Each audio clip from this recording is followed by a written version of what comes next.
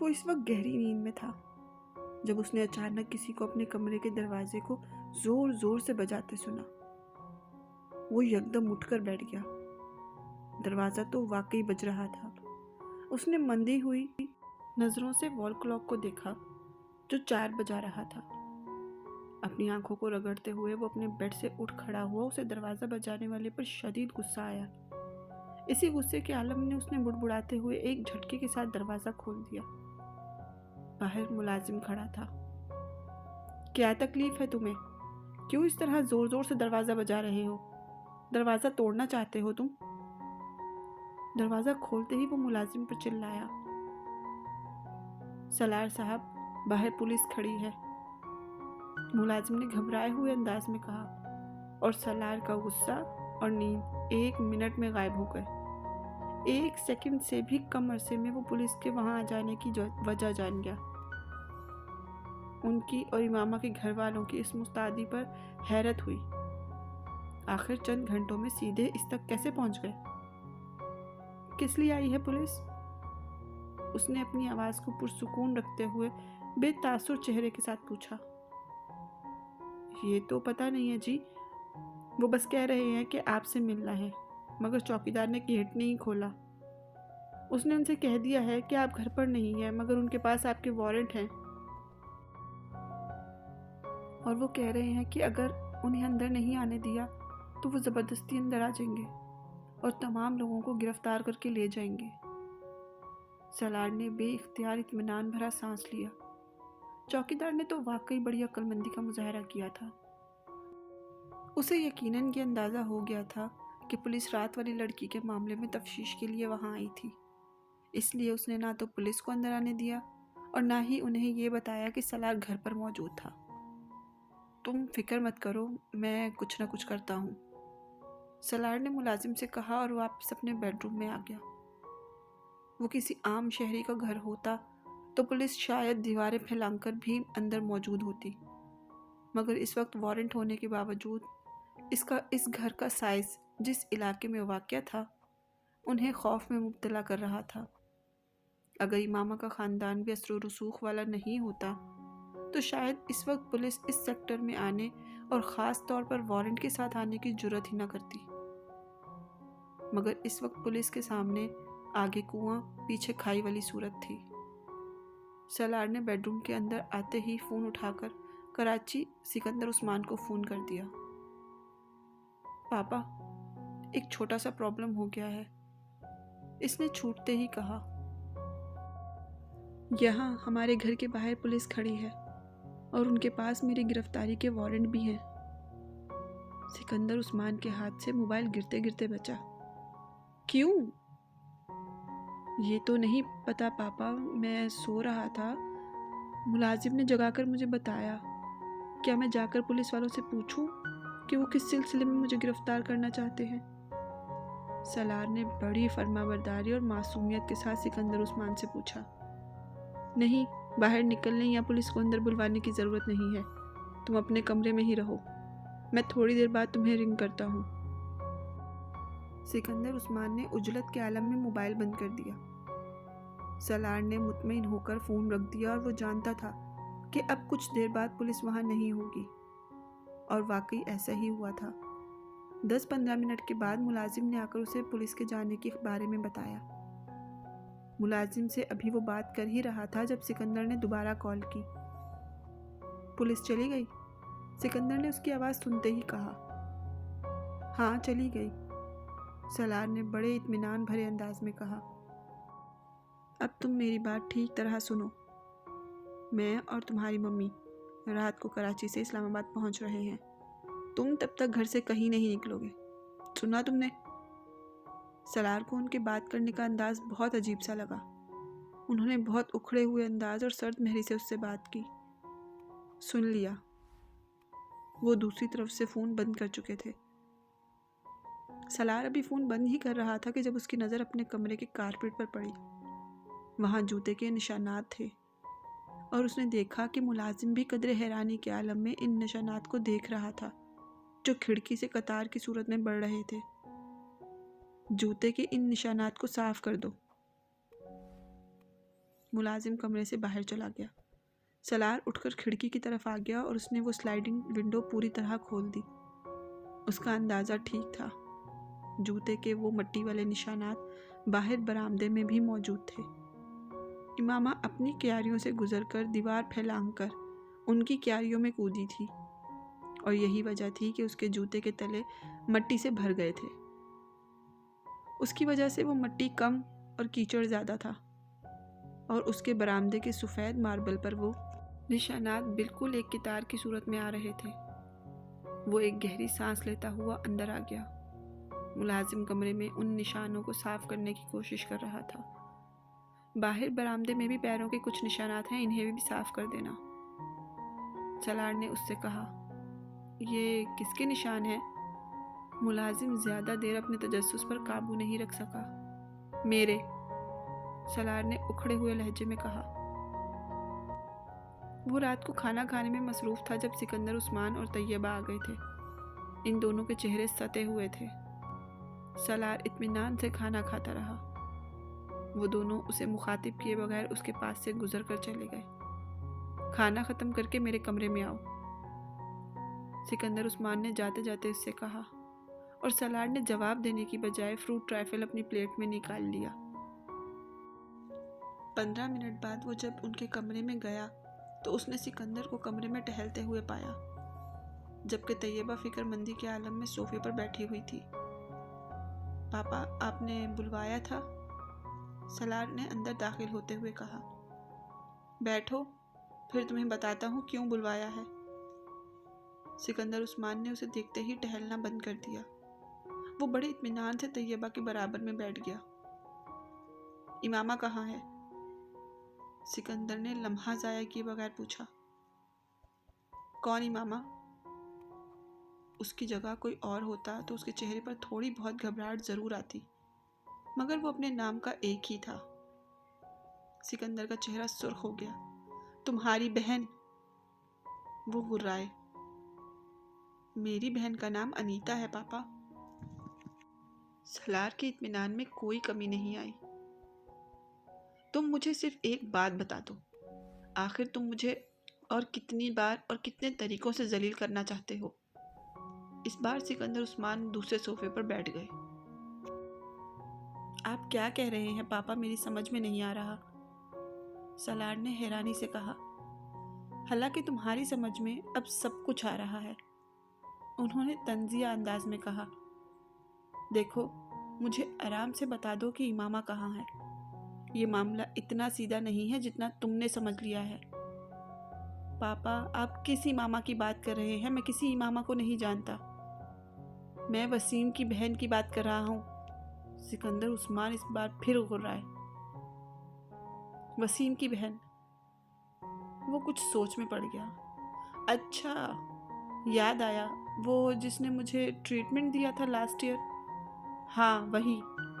अब चूंकि तुम्हारी याद वापस आ गई है, इसलिए मुझे अब ये भी बता दो कि वो कहाँ है। पापा, वो अपने घर में होगी या मेडिकल कॉलेज के हॉस्टल में। मेरा उससे क्या ताल्लुक? उसने हैरानी से सिकंदर से कहा। उसके बाप ने तुम्हारे खिलाफ अपनी बेटी के अगवा का केस करवाया है। मेरे खिलाफ? I don't believe it. मेरा इमामा से क्या ताल्लुक है?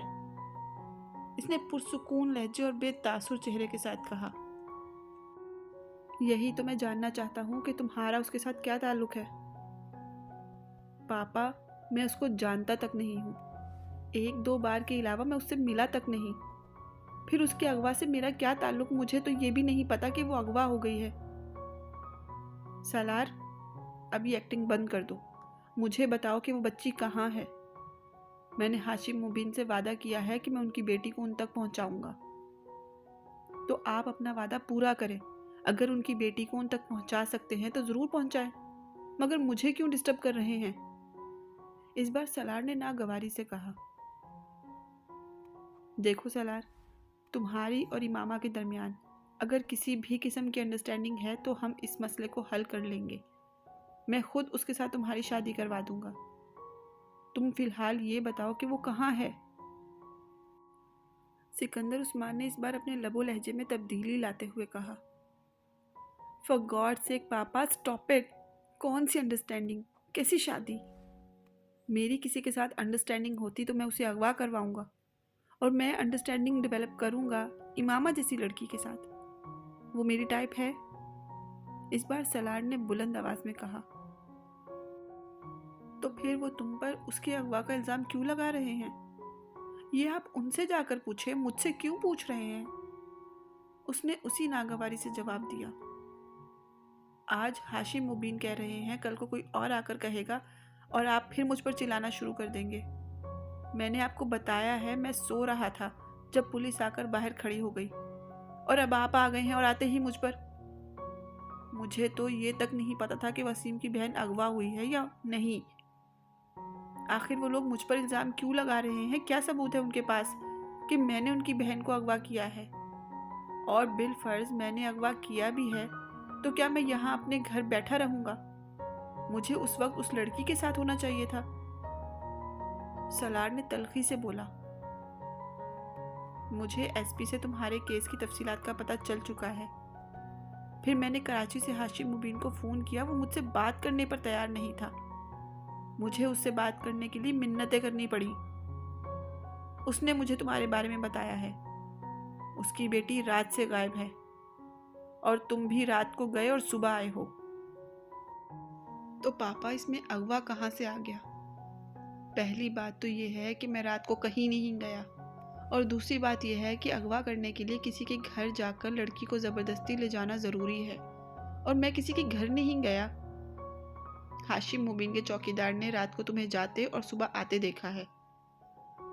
उसका चौकीदार झूठा है, सलार ने बुलंद आवाज में कहा।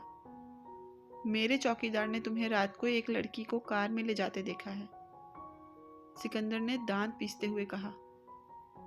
सलार चंद लम्हे कुछ बोल ना सका। सिकंदर को यकीनन घर आते ही चौकीदार से बात कर चुके थे। वो मेरी एक फ्रेंड थी जिसे मैं घर छोड़ने गया था, उसने तैयबा को देखते हुए कहा। कौन है वो फ्रेंड? उसका नाम और पता बताओ। सॉरी पापा, मैं नहीं बता सकता, इट्स पर्सनल। यहाँ इस्लामाबाद छोड़ने गए थे? हाँ। तुम उसे लाहौर छोड़कर आए हो, एसपी ने मुझे खुद बताया है। तुम चारों नाकों से गुजरे हो, वहाँ चारों जगह पर तुम्हारा नंबर नोट किया गया है। रास्ते में तुमने एक सर्विस स्टेशन पर रुककर गाड़ी चेक करवाई है, उस लड़की के साथ वहाँ खाना खाया है। सिकंदर ने उस सर्विस स्टेशन और होटल का नाम बताते हुए कहा।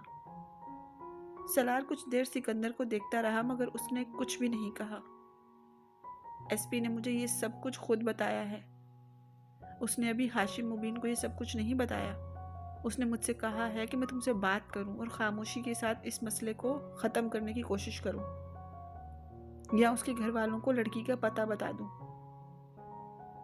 ये मामला खामोशी से किसी मसले के बगैर ख़त्म हो जाए, मगर वो कब तक हाशिम मुबीन को नहीं बताएंगे। उसके और भी बहुत से ज़राए हैं। उसे वहाँ से पता चल गया ना, फिर तुम्हारी पूरी ज़िंदगी जेल में गुजरेगी।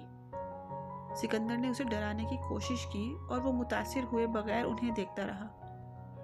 अब झूठ बोलना छोड़ दो और मुझे बता दो कि वो लड़की कहाँ है। वो लड़की रेड लाइट एरिया में है। सिकंदर को उसकी बात पर करंट लगा। व्हाट? मैं उसे वहां से लाया था और वहीं छोड़ आया हूँ। वो सफेद चेहरे के साथ सलार को देखते रहे, मगर वो इमामा नहीं थी। मैं परसों लाहौर गया हुआ था, वहां से मैं रात गुजारने के लिए उस लड़की को लाया था। आज मैं उसे वहां छोड़ आया हूँ। मेरे पास उसका कोई कांटेक्ट नंबर तो नहीं है, मगर आप मेरे साथ लाहौर चलें तो मैं आपको उस लड़की के पास ले जाऊंगा। वो आपको सब कुछ बता देगी, या आप खुद पुलिस को कहें कि उस लड़की से तस्दीक कर लें। कमरे में यकदम खामोशी छा गई। तैयबा और सिकंदर बेयकीनी से सलार को देख रहे थे, जबकि वो बड़े इत्मीनान अंदाज में खिड़कियों से बाहर देख रहा था। मुझे यकीन नहीं आता कि तुम इस तरह की हरकत कर सकते हो। तुम ऐसी जगह जा सकते हो। एक लंबी खामोशी के बाद सिकंदर ने कहा। आई एम सॉरी पापा, मगर मैं जाता हूँ वहाँ। और इस बात का इमामा के भाई वसीम को भी पता है। मैं कई बार वीकेंड पर अपने दोस्तों के साथ वहाँ जाता रहा हूँ और वसीम ये बात जानता है, आप उससे पूछ लें। एड्रेस दो उस लड़की का। वो कुछ देर बाद फिर हो रहा है। मैं अपने कमरे से लेकर आता हूँ, उसने उठते हुए कहा। अपने कमरे में आकर उसने मोबाइल उठाया और लाहौर में रहने वाले अपने एक दोस्त को फ़ोन करने लगा। उसे सारी सूरत हाल बताने के बाद उसने कहा, अकमल, मैं अपने पापा को रेड लाइट एरिया के उस घर का पता दे रहा हूँ जहाँ हम जाते रहते हैं। तुम वहाँ किसी भी ऐसी लड़की को जो मुझे जानती है उसको इस बारे में बता दो। मैं अभी कुछ देर तक तुम्हें दोबारा फ़ोन करता हूँ। वो कहते हुए तेज़ी से एक चिट पर एक एड्रेस लिखने लगा, फिर उसे लेकर सिकंदर के कमरे में आ गया। उसने चिट सिकंदर के सामने कर दी, जिसे उन्होंने तकरीबन छीन लिया। एक नज़र उस चिट पर डालकर उन्होंने हश्मगीन नज़रों से उसे देखा। दफ़ा हो जाओ यहाँ से। वो इत्मीनान से अंदाज में वहाँ से आ गया। अपने कमरे में आकर उसने अकमल को दोबारा फ़ोन किया। मैं तुम्हें वहाँ पहुँचकर फ़ोन करता हूँ, अकमल ने उससे कहा और वो बेड पर लेटकर उसका इंतज़ार करने लगा। 15 मिनट के बाद अकमल ने उसे फिर फ़ोन किया। सलार, मैंने सनिया को तैयार किया है।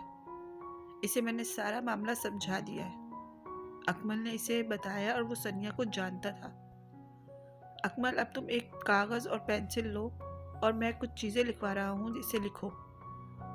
इसने अकमल से कहा और फिर इसे अपने घर के बैरूनी मंजर और लोकेशन की तफसीलात लिखवाने लगा। ये क्या? मैंने देखा हुआ है तुम्हारा घर। तुमने देखा है, सनिया ने तो नहीं देखा।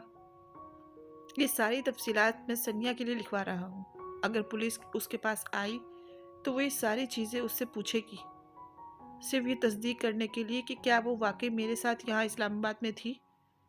वो गाड़ी में छुप कर आई थी और रात के वक्त आई थी, इसलिए उसे ज़्यादा तफसील का नहीं पता होगा।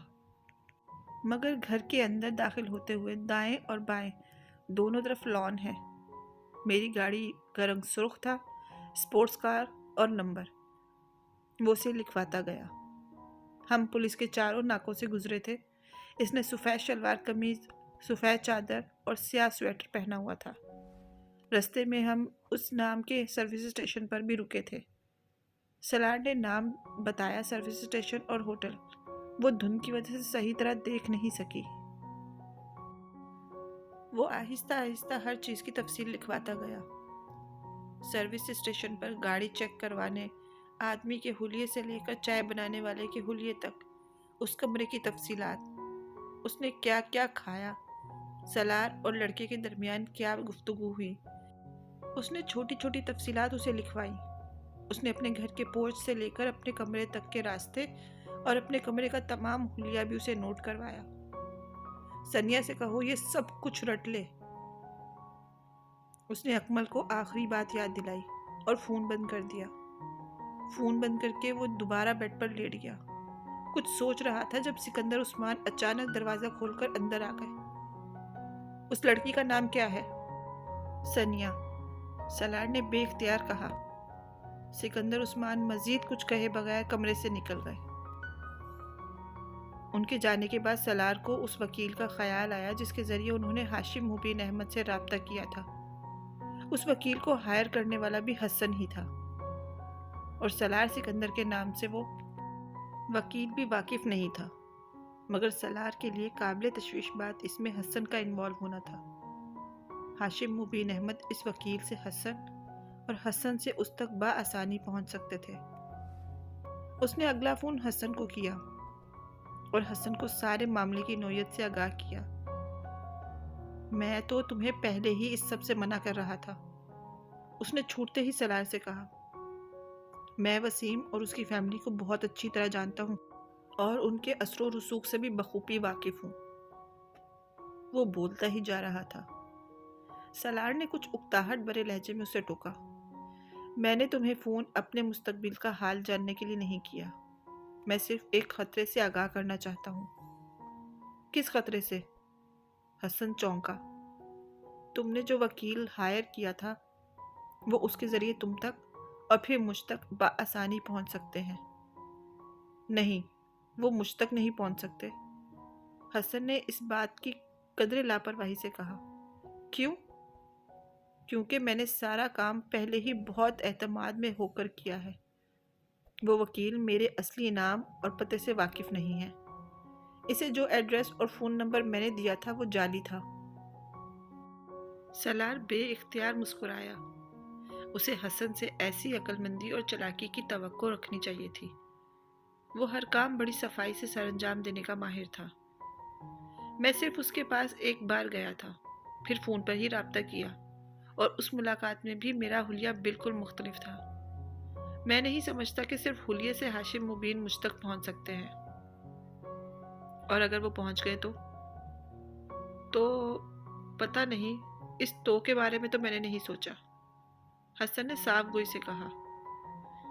क्या ये बेहतर नहीं कि तुम कुछ दिनों के लिए कहीं गायब हो जाओ और यूं जाहिर करो कि जैसे तुम्हारी ये गैर मौजूदगी कुछ ज़रूरी कामों के लिए थी? सलार ने इसे मशवरा दिया।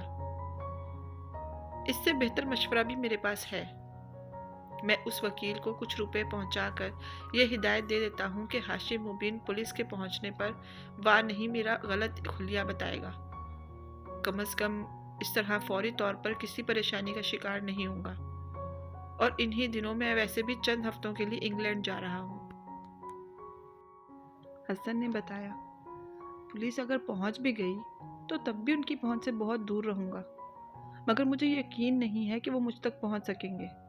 इसलिए तुम इत्मीनान रखो। अगर तुम वाकई इतने बेफिक्र और मुतमईन हो तो ठीक है, हो सकता है वो तुम तक ना ही आए, मगर मैंने फिर भी सोचा कि तुम्हें बता दूं। सलार ने फ़ोन बंद करते हुए उससे कहा। वैसे तुम उस लड़की को अब लाहौर में कहाँ छोड़कर आए हो? लाहौर की एक रोड पर छोड़ आया हूँ। उसके अलावा और कहाँ छोड़ सकता था? उसने अपने मोहल्ले वकू और हुदूद अरबा के बारे में तो कुछ बताया नहीं। वो बस चली गई। अजीब बेवकूफ़ हो। कम से कम तुम तो उससे उसका ठिकाना पूछने का हौसला रखते थे। हाँ, मगर मुझे उसकी ज़रूरत नहीं पड़ी। सलार ने दानिस्ता इमामा से आखिरी होने वाली मुलाकात को और गुफ्तगू को गोल कर दिया। मैं हैरान हूँ कि तुम अब किस तरह के मामलात में इन्वॉल्व होने लगे। अपनी टाइप की लड़कियों के साथ इन्वॉल्व होना दूसरी बात है, मगर वसीम की बहन जैसी लड़कियों के साथ इन्वॉल्व होना, तुम्हारा टेस्ट तो दिन ब दिन गिरता जा रहा है। मैं इन्वॉल्व हुआ हूँ? तुम वाकई अक्ल से पैदल हो, वरना कम से कम इस तरह की बात मुझसे न करते। एडवेंचर और इन्वॉल्वमेंट में ज़मीन आसमान का फ़र्क होता है हसन साहब, और आपने ये फ़ैसला एक ही छलांग में तय कर लिया है सलार साहब। तुम्हारा दिमाग ख़राब है और कुछ नहीं, और तुम्हारा दिमाग मुझसे ज़्यादा ख़राब है, वरना इस तरह की हमाकत को एडवेंचर कभी ना कहते। हसन भी कदरे झलाया हुआ था। अगर तुमने मेरी मदद की है तो इसका ये मतलब नहीं कि तुम्हारे मुंह में जो आए तुम कह दो। सलार को इसकी बात पर अचानक गुस्सा आ गया। अभी मैंने तुम्हें कुछ भी नहीं कहा है। तुम किस बात की तरफ इशारा कर रहे हो? ये टेस्ट वाली बात की तरफ या दिमाग खराब होने वाली बात की तरफ? अच्छा, अपना मुंह बंद कर लो, फजूल बहस मत करो। इस वक्त इन तमाम बातों को करने का मतलब गड़े मुर्दे उखाड़ना है। फ़र्ज़ करो पुलिस किसी सूरत में हम तक पहुंच जाती है और फिर वो इमामा का पता चल जाने की कोशिश करते हैं, तो हम क्या बताएंगे? और मैं नहीं समझता कि वो कभी भी इस बात पर यकीन करेंगे कि इमामा के बारे में तुम्हें कुछ पता नहीं है। इस वक्त तुम क्या करोगे? कुछ भी नहीं करूँगा। मैं उनसे भी वही कहूँगा जो मैं तुमसे कह रहा हूँ। हाँ, और सारा मसला तुम्हारे इस बयान से शुरू होगा। मैं इमामा के बारे में नहीं जानता। हसन ने इसी का जुमला दोहरा दिया। तुम्हें अच्छी तरह अंदाज़ा होना चाहिए कि वो हर कीमत पर इमामा तक पहुंच जाएंगे। ये बहुत बात की बात है। मैं इम्कानात और मुमकिनात पर गौर करके परेशान नहीं होता। जब वक्त आएगा तो देखा जाएगा। तुमसे मुझे सिर्फ ये मदद चाहिए कि तुम इस सारे मामले को राज ही रखो और पुलिस के हत्थे ना लगो। तुम्हारे कहे बगैर भी मैं यही करता। वैसे भी अगर पकड़ा गया तो वसीम को मुंह दिखाने के काबिल नहीं रहूँगा। इस बार तुमने मुझे वाकई बड़ी एम्बैरेसिंग सूरत हाल से दो चार किया है। ओके, मैं फ़ोन बंद कर रहा हूँ, क्योंकि तुम पर फिर वही दौरा पड़ने वाला है, वही नसीहतें, वही पछतावा। You are acting like my father. Salar ने खटाक से फ़ोन बंद कर दिया। इसका जहन पिछली रात के बारे में सोच रहा था और उसके माथे की तेवरियां और बल बहुत नुमाया थे।